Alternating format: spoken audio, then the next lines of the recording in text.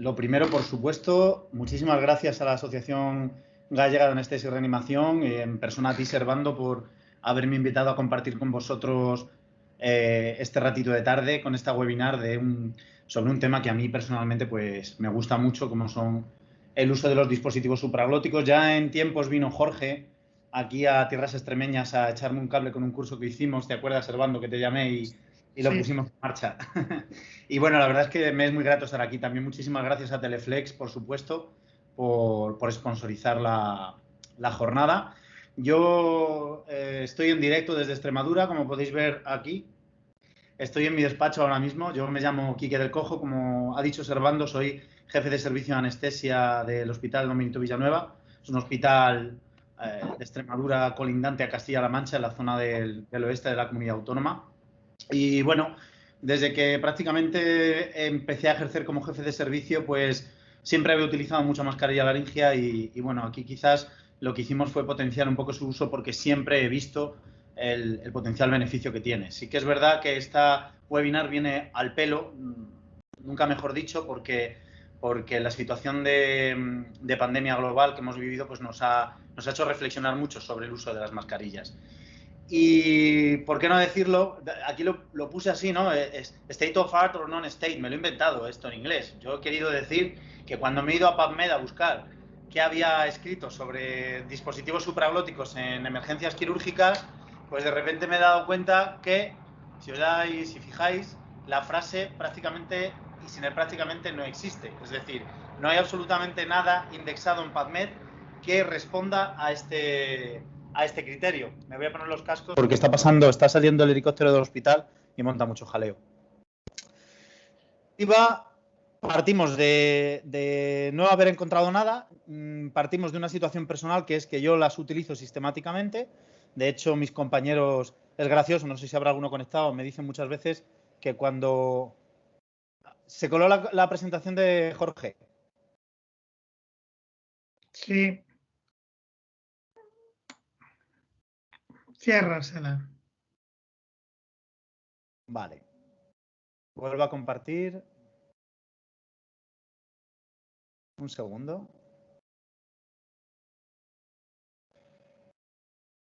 ¿Me veis? Sí, sí, vemos lo bonita que es. Okay. Que es Don Benito. Sí, bueno, eso de ahí no es Don Benito, eso es Toledo, que yo soy toledano. No sé, bueno, soy toledano madrileño, las dos cosas. Bueno, sigo. Si me veis, sigo. Como os comentaba yo, cuando mis compañeros ven mis historias de anestesia, siempre me dicen que ni siquiera van a mirar el Cormac, porque no lo van a encontrar nunca. Es decir, prácticamente mi utilidad o mi uso de la intubación orotraqueal está muy limitado. Pero sí que es cierto que a mí me gusta darle una perspectiva a todo esto. Aquí pongo la historia de los dispositivos supraglóticos, ¿no? Aunque veáis que pone desde Star Wars a Mandalorian, no es que me haya vuelto loco, es que realmente equiparo esta ventana del tiempo con lo que ha ocurrido. Desde que, como has comentado, observando el Dr. Brain, que no podía tener un apellido mejor para lo que inventó, a mí me parece un inventazo los dispositivos supraglóticos, la mascarilla laringia en este caso. Curiosamente, desde Inglaterra, como la intubación orotraqueal, ¿no? Con el Dr. McIntosh, una cosa muy similar. Para mí es una revolución en el campo de la anestesiología. Pues prácticamente desde esta imagen, que es de 1985, que es el Dr. Brain colocando una de las primeras mascarillas laringias, a la situación actual ha llovido mucho. Y a mí me gusta utilizar este estudio marco, que es el NAP4, que si conocéis los NAP, que me imagino que sí, son estudios que lo que hacen es coger una franja de tiempo de la actividad sistemática y nacional. Deberíamos aprender mucho de los británicos en este sentido para analizar, en este caso, en el NAP4, las complicaciones de la vía aérea. Este estudio es de 2011 y los datos son de 2008. Es decir, estamos, como estoy comentando, desde Star Wars y ahora estamos en Mandalorian. Es decir, ha pasado mucho, pero curiosamente, a pesar de que haya llovido mucho desde el NAP4, hay dos preguntas que la doctora Zaballosa acaba de hacer antes, ¿no? A su manera, o sea, explicando en la manera y en el concepto o en la franja de tiempo que tenemos ahora, que es la seguridad de los dispositivos y la eficacia. Es decir, circunscritos ahora pues, a una época de pandemia. Incluso estas preguntas que se hacían en NAP4, pues muchas todavía las tenemos que responder. Es más, estamos hablando en esta charla, voy a intentar explicar el uso de dispositivos supraglóticos en emergencias, es decir, en emergencias quirúrgicas. Es una pregunta que sigue en el aire. Pero una cosa está clara. Me da mucho miedo la broncoaspiración, como pongo aquí, ¿no? ¿Y cómo la podemos evitar? Pues este análisis de qué es la broncoaspiración y cómo se vincula a un dispositivo supraglótico, independientemente del COVID, con COVID o sin COVID, sí me gusta también fijar que año 2011, 57% de incidencias de broncoaspiración vinculadas a dispositivos de primera generación, menos en un caso, es decir, prácticamente en el 95%, y el dispositivo de segunda generación que se utilizaba aquí era, pues estamos hablando del año 2011, hay una alta incidencia de broncoaspiración también con el uso de intubación orotraqueal. Yo siempre he considerado que la broncoaspiración es una complicación que va más allá del uso del dispositivo supraglótico, es decir, que está más vinculada con lo que es el escenario de actuación del anestesiólogo más que con el dispositivo. Esto es una opinión personal, por supuesto. Pero lo que sí queda claro, y la doctora Ceballos lo ha dejado muy claro, es que debemos escoger un dispositivo de segunda generación, pero fijaos, estamos hablando del NAP4 2011. Todos los centros deben tener dispositivos de segunda generación. Y ya os digo yo que hay hospitales que no las tienen todavía, pocos, pero todavía en algunos no existen. En algunos, por ejemplo, de mi comunidad autónoma, doy fe que no existen dispositivos de segunda generación. Y esto es una cosa a tener en cuenta. Si queremos hacer un análisis un poquito más pormenorizado, y estoy haciendo hincapié en la broncoaspiración porque digamos que en el escenario de urgencias pues nos da más miedo de lo habitual. Fijaos, 65.700 procedimientos que se realizan en el Reino Unido, manejo de vía aérea. También os adelanto que en el Reino Unido más de la mitad de los procedimientos anestésicos se hacen con mascarilla laríngea. Y daos cuenta, 3 casos de aspiración pulmonar y 7 con el tubo orotraqueal. Es decir, lo que yo siempre he considerado, que es una opinión personal, y es que la broncoaspiración está más vinculada con otros escenarios que con el uso de un dispositivo u otro. Lo que está claro es, a modo de recuerdo, que la segunda generación tiene 2 sellados, un sellado laríngeo y un sellado esofágico. Eso creo que lo sabemos todos los que estamos aquí, pero fijaos, lo que comento aquí, son viejos tiempos, pero son los mismos miedos, porque esto yo lo sigo escuchando en mi día a día. Y respecto al estómago lleno, sí quería hacer una pequeña objeción bibliográfica, y es que, fijaos, la leyenda, entendedme, el dogma, no lo voy a llamar leyenda porque luego no es correcto. El dogma del estómago lleno surge, no os vais a imaginar desde cuándo. La primera publicación data de finales del siglo XIX y es una broncoaspiración que ocurrió en una chica de 17 años que se sometió a la extracción de una uña encarnada, indudablemente con una técnica anestésica de finales del siglo XIX, ¿no? Pero sí que es verdad que hay un dogma sobre el estómago lleno porque se ha extrapolado en la bibliografía, y este es un estudio magnífico que habla sobre el ayuno, que aproveché para hablar del cebado con maltodextrina preoperatorio, y es que se asemeja, o sea, se equipara el estómago lleno con los 25 mililitros como mínimos de contenido de ácido gástrico que va a haber en un estómago en condiciones de ayuno, porque el estómago sigue funcionando. Es decir, los estómagos llenos son una cosa que los anestesiólogos siempre hemos tenido como muy presente y siempre hemos tenido como mucho miedo. Y en las urgencias, por eso hablo concretamente ahora de esto, aquí, más. Fijaos en esta magnífica frase que habla de los cobardes, de los perezosos y de los arrogantes. A mí me parece fenomenal y me parece que siempre va a estar de moda, aunque haya COVID o no haya COVID. El COVID va a dar igual aquí. Tened en cuenta y recordad que las presiones de sellado laríngeo, aquí ha puesto la doctora Ceballos un artículo magnífico que he tenido el placer de leer, firmado por vosotros, por ti, Servando, por ella, entre otros, pero más o menos para que circunscribamos de qué estamos hablando, las mascarillas que utilizamos, por lo menos las que yo utilizo en mi entorno, más o menos, tienen esa presión de sellado. Importante saberlo a la hora de valorar el contenido gástrico, aunque sea en ayunas, con ese pequeño contenido de ácido gástrico. Y ya se ha hablado de la tercera generación, efectivamente. Si aplicamos el darwinismo a las mascarillas laríngeas, pues nos aparece una ramificación arbórea. Este es un artículo de la Minerva, donde vemos como si hubiera crecido un árbol con muchísimos dispositivos. Pues lo que decía el doctor Brain, desde la primera mascarilla laríngea a día de hoy, o sea, esto ha sido un cambio salvaje. Y yo creo que estamos a las puertas de la aparición de la tercera generación desde el punto de vista industrial, que nos permitirá, pues, ver con visión directa lo que estamos haciendo, cosa que considero nos puede dar un paso más de ayuda, ¿no? ¿Y cuáles son los potenciales problemas que tenemos en una urgencia o fuera de una urgencia? Pues están aquí determinados en esta pirámide, ¿no? La broncoaspiración, que ya he hablado bastante de ella, que se mueva la mascarilla, que el paciente hipoventile, que hagamos una insuficiencia gástrica por error, que nos cueste colocarla, que generemos un traumatismo, aparte del resto de complicaciones que no voy a entrar en ellas y que están descritas en la bibliografía. Estoy siendo un poco práctico para para que veamos lo que hacemos en el día a día. Yo trabajo en un hospital que es de batalla total. Me encantaría tener más tiempo para publicar todas las cosas que hacemos. No tenemos tiempo, pero lo que sí tenemos es mucho trabajo y muchos casos y muchas horas de quirófano.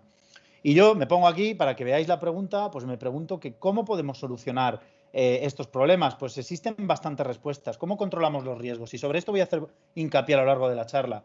Y ya se ha dicho, la correcta selección de pacientes, el tipo de cirugía y el dispositivo supraglótico que vayamos a utilizar en función de la experiencia clínica del anestesiólogo o de la anestesióloga que esté trabajando. Ojo con la curva de aprendizaje de las mascarillas laríngeas, que es engañosa. Es decir, parece que es más fácil y te ve la enfermera instrumentista o la enfermera circulante que acaba de llegar, que acaba de terminar la carrera, te ve poner una mascarilla y dice, joder, macho, eso está tirado. Yo también soy anestesista, sí, pues no, perdona, pero no. Y de hecho la curva de aprendizaje es mayor, y yo lo tengo comprobadísimo, que la intubación orotraqueal. Hace falta, cuando colocamos un dispositivo supraglótico y más en una urgencia, una vigilancia más exhaustiva que cuando intubamos a un paciente y una monitorización más exhaustiva. Y por supuesto, ya que he hablado de las enfermeras, las pobres, que son nuestra gran ayuda, y los enfermeros, es importante que conozcan los problemas que surgen a la inducción y la educción, que son los dos momentos más críticos, más en una emergencia y más en un paciente COVID.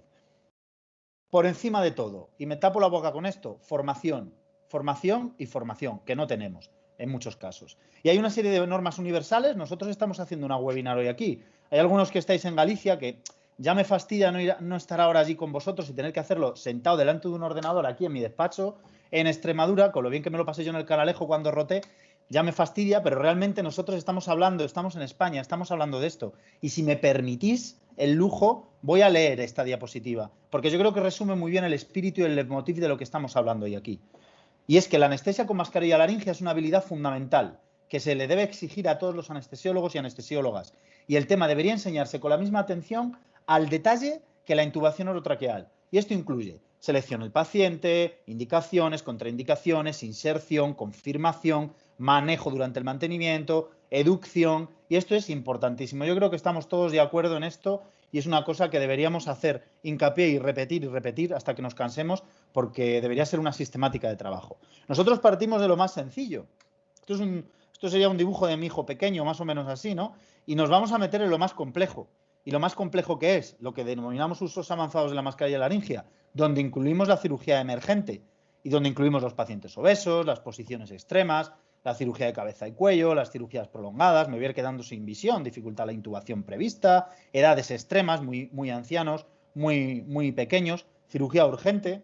Es decir, aquí estamos metiendo todo lo que es uso exhaustivo de la mascarilla laríngea. La formación del uso tiene que ser en cirugía electiva, el entorno de cirugía mayor ambulatoria es perfecto por el número de cirugías que se hacen y debemos pasar después a los usos avanzados como el que vamos a hablar. Esto es un pequeño vídeo de mi hospital. Bueno, ese respirador ya lo hemos jubilado, Ya lo hemos jubilado. Es un paciente que está en ventilación espontánea, es una cirugía en régimen de anestesia inhalatoria, es una mascarilla protector y la paciente se está sometiendo a una esterectomía abdominal abierta. Si os dais cuenta, la mano de la ginecóloga ocupa todo el tomo de grasa de la paciente. En este caso es una paciente obesa en Trendelenburg. Esto sería un uso avanzado. Esto se hizo cuando todavía no había coronavirus ni nada de eso, es de hace bastante tiempo, luego os pondré otro vídeo. Y ahora voy a intentar centrarme un poco en emergencias y dispositivos supraglóticos. Pero fijaos, emergencias. Tengo que hablar de emergencias, de parada cardiorrespiratoria. Somos anestesiólogos también para ello, no solo el quirófano. Y lo pongo porque me llama la atención un concepto, y es que no se han renovado las guías de la Asociación Americana del Corazón. Siguen estando vigentes en cuanto a que es preferible el uso de una mascarilla laríngea para una resucitación cardiopulmonar en un paciente que no vamos a saber si es COVID o no es COVID, si nos encontramos con esto en una urgencia, por ejemplo. Incluso en el update que hubo en el 2019, que no es el habitual que se hace de las guías de la Asociación Americana del Corazón, pues hacen hincapié y repiten que a pesar de estar en tiempos de COVID, esta recomendación sigue vigente. Y como ahora ha llegado el bicho este, que estoy cansado ya de nombrarlo, la COVID, el COVID o lo COVID o como lo queráis llamar, sí que es cierto que hay determinadas actitudes, sobre todo en el quirófano, que a nosotros nos han salpicado muy de cerca.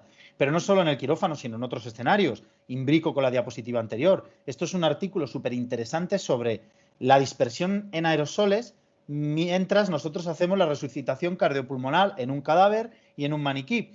Y el uso de mascarilla laríngea minimiza, como no puede ser de otra manera, la dispersión de aerosoles en un paciente al que tenemos que someter a ese procedimiento, ¿no? Nosotros, ¿qué es lo que hacemos habitualmente cuando utilizamos una mascarilla laríngea? Este vídeo es de ayer. Cuando la paciente se despierta, cuando está en espontánea, y muchas veces pasa con su mascarilla al despertar, le dejamos con una FFP3, que es ni más ni menos lo que lleva puesto en ese filtro la paciente, ¿vale? Es decir, más seguridad que eso, y repito, y si estamos en una urgencia, más, mejor. Y si estamos en una resucitación cardiopulmonar, pues el dispositivo supraglótico se queda en su sitio. ¿Y qué pasa con la sala quirúrgica? Porque también tenemos COVID. Y sí es cierto que, repasando lo que hemos visto en la diapositiva anterior, a día de hoy, prácticamente ningún paciente, y digo prácticamente porque a veces ocurre que la sistemática falla, pero prácticamente ningún paciente entra a una sala quirúrgica sin su PCR negativa. Cuidado con esto, porque nosotros hemos tenido que insistir mucho en los tiempos desde PCR hasta que el paciente se opera, porque hay amidelectomías de niños que han seguido yendo al colegio y eso no puede ser, eso hay que dejarlo claro, lo digo como nota al margen, ¿vale? Pero sí que es cierto que cuando uno se va a las guías, o sea, a las recomendaciones de la Sociedad Española de Anestesia, yo cuando leí esto en marzo me encuentro con esto. Protocolo de inducción de secuencia rápida con succinilcolina o con rocuronio. Y como podéis comprender, una persona que soy yo, que no sé lo que es el Cormac, porque no lo veo casi nunca, pues me quedé un poquito sorprendido. Pero hice caso de las normas, ¿vale? Hasta que mi mujer, que es anestesióloga también, me hizo reflexionar y me dijo, pero tú no has pensado que esto es demasiado radical. Estamos hablando del escenario en el que los pacientes venían a quirófano sin nada, ¿vale? Sin PCR y sin nada. Y efectivamente me puse a investigar en las guías clínicas y aparte de la guía clínica británica que se nos ha expuesto la exposición anterior, la Sociedad Francesa de Anestesia y Reanimación engloba en esta carta al editor las recomendaciones de diferentes sociedades científicas. Y claro, me encuentro con la sorpresa, aquí dentro de mi amigo el COVID, que las más restrictivas junto con las americanas son las nuestras, que alarman ante el uso o nos fijan o nos limitan el uso del dispositivo supraglótico, lo eliminan prácticamente y lo sustituyen por intubación traqueal. Como ya se ha dicho, las guías británicas, las guías australianas, las guías francesas nos hablan de que si está indicado un dispositivo supraglótico se puede utilizar, un dispositivo de segunda generación, es decir, manteniendo las mismas prácticas con la misma seguridad que hemos mantenido previo al COVID, evitando la presión positiva a ser posible e incluso utilizando, como ya se ha dicho, para intercambio de tubo orotraqueal. Y yo creo que eso es una cosa mucho más razonable que cortar de golpe el uso de las mascarillas laringeas. Yo no lo he visto y aquí como se suele decir por esta zona, la tontería a mí me duró 2 semanas, porque después, cuando empezamos a rodar, nos dimos cuenta de las ventajas que tiene un dispositivo supraglótico. Que es verdad que la literatura hay que tomar todo esto con precaución, pero si estamos todo el día trabajando en este escenario, sabemos de sobra que el paciente tose menos, que el paciente tiene menor incidencia de... Bueno, esto no sé si tiene una traducción en español, gagging, no sé si tiene una traducción, pero sabemos todos a lo que nos referimos, al ruido que hace el paciente cuando despierta después de una intubación prolongada. Hay que aproximarse mucho menos a la vía aérea, por supuesto, proporciona una oxigenación óptima durante una emergencia, eso ya se ha dicho y está indicado en guía, y evita el uso en muchos casos de relajantes musculares. Esto así a bote pronto, ¿vale? Serían unas ventajas potenciales clarísimas. Y ahora nos vamos a emergencia concreta, la emergencia obstétrica. Y esto me hace gracia porque lo puse en inglés, ya que había empezado con la tontería de poner las diapositivas en inglés, pues puse en inglés. Solamente nos acordamos de Santa Bárbara cuando truena. Pues sí, porque yo todavía me acuerdo en un congreso que una compañera mía, yo era R1 y ella era R4, presentó una serie de casos de 4 pacientes que había puesto una mascarilla laringea para hacer una cesárea. Y a poco más no la sacan por la ventana de la sala diciendo que poco más era una asesina. ¿Vale? Estoy hablando del año... Han pasado unos cuantos años porque el tiempo vuela, hablando del año 2002, es decir, ha llovido bastante. Pero si nos vamos a la revisión que hace sobre emergencia obstétrica, la literatura y el uso de mascarilla laringea, vemos que es un dispositivo de uso común ante fracaso en la intubación orotraqueal, con muy poca incidencia de complicaciones, tan poca, y es muy llamativo, porque la embarazada es un estómago lleno. O debería serlo. Yo personalmente tengo muchas dudas respecto a eso, ¿eh? O sea, yo ese paciente, igual que el paciente diabético, a no ser que sea un paciente de determinadas condiciones, tengo muchas dudas sobre eso. Igual que la paciente obstétrica. ¿Por qué tengo dudas? Pues por la evidencia. Si en esta revisión de la literatura se nos indica que sobre 4.700 pacientes con dispositivos de segunda generación no hubo incidencia de aspiraciones, episodios de hipoxemia y laringo-broncoespasmos, pues realmente justifica bastante lo que yo hago en mi práctica diaria. El COVID, si os dais cuenta, nos ha servido para una cosa, y es que nos ha puesto a plano lo que vale nuestra experiencia, porque estábamos ante un microorganismo del que no teníamos ninguna evidencia y teníamos que hacernos valer nosotros por lo que hacíamos. De ahí las indicaciones, entre comillas, de andar por casa, de decir, oye, yo no quiero intubar a un paciente que me va a toser, es muy probable que me tosa. Sin embargo, yo estoy harto de poner mascarilla laringia en CMA haciendo colecistectomía y no tose nadie. Entonces, eso es un poco extrapolar nuestra experiencia a la espera de que tengamos tiempo de publicar. Y lo que yo suelo hacer, os lo voy a poner en este vídeo, ¿vale? Este es un vídeo mío que he montado con el cacharro este de Apple. Es una apendicectomía laparoscópica urgente en una paciente que cumplía 6 horas de ayuno, ¿vale? Entonces, lo que estamos haciendo aquí es peroxigenar a la paciente.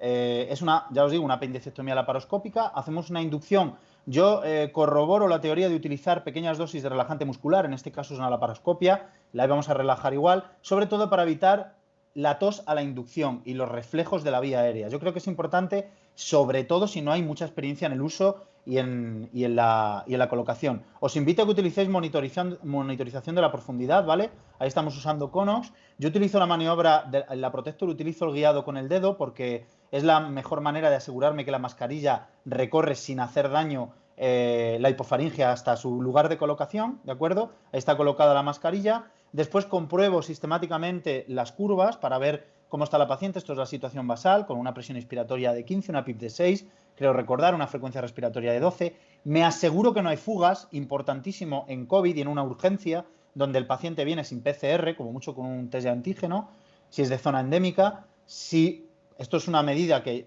la puse aquí para el vídeo, hice un aumento de presión para comprobar que la paciente seguía sin existir fugas en la mascarilla, pero realmente lo ideal es calcular la presión de sellado. Aquí yo no utilicé el sistema que se debería utilizar ortodoxo porque me surgió la urgencia y dije voy a hacer el vídeo porque me viene bien y no la tenía. Pero yo lo que hago a veces es utilizar el respirador, subo los flujos, me fijo en la pantalla de monitorización de presión y coloco la válvula limitadora de presión a 20. ¿Qué ocurre? Que la presión empieza a subir y en la pantalla del respirador vamos a ver que cuando llega a 20 va a parar. Si la presión de sellado es de 20 o superior a 20, no va a haber fuga, es decir, va a llegar a 20 y se va a estacionar. Va a quedar una línea, ¿veis? Una línea homogénea. Cuando veo que eso ocurre, subo a 30.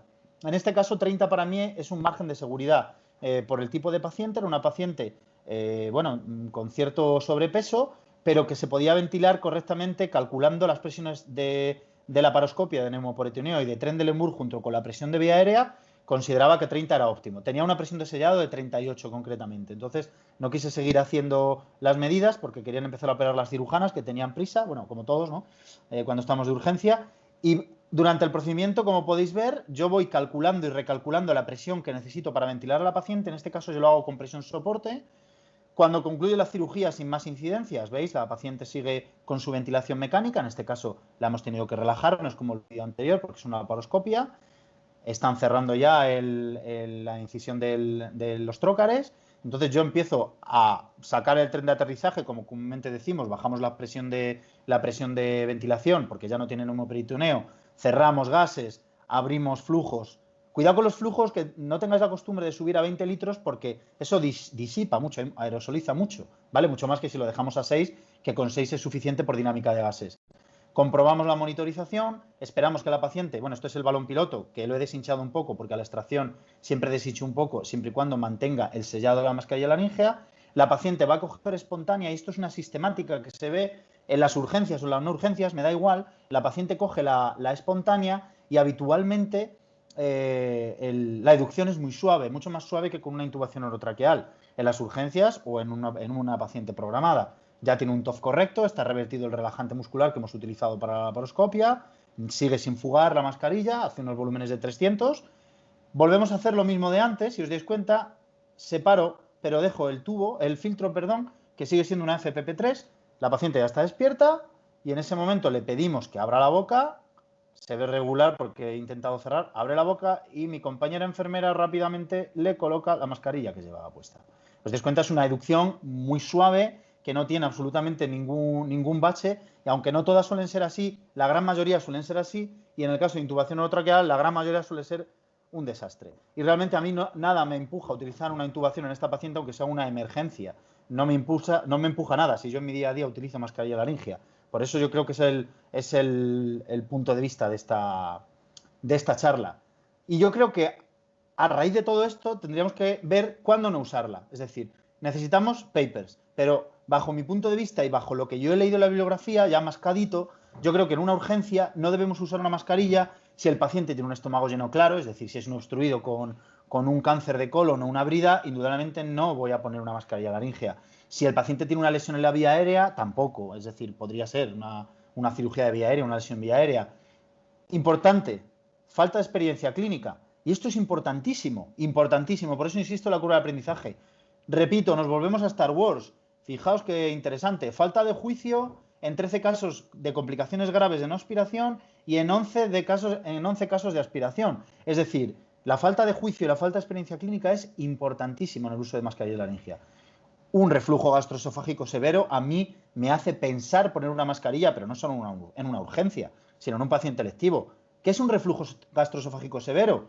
No es un paciente que toma un omeprazol al día porque tiene ardores, no. Un reflujo gastroesofágico severo es un paciente que no se controla con medicación, que tiene una hernia diafragmática gigante, que además de tener regurgitación lo vamos a poner boca abajo. Es decir, si os dais cuenta, son escenarios de gran complejidad. En este caso, con tener una urgencia ya tenemos la complejidad que es suficiente.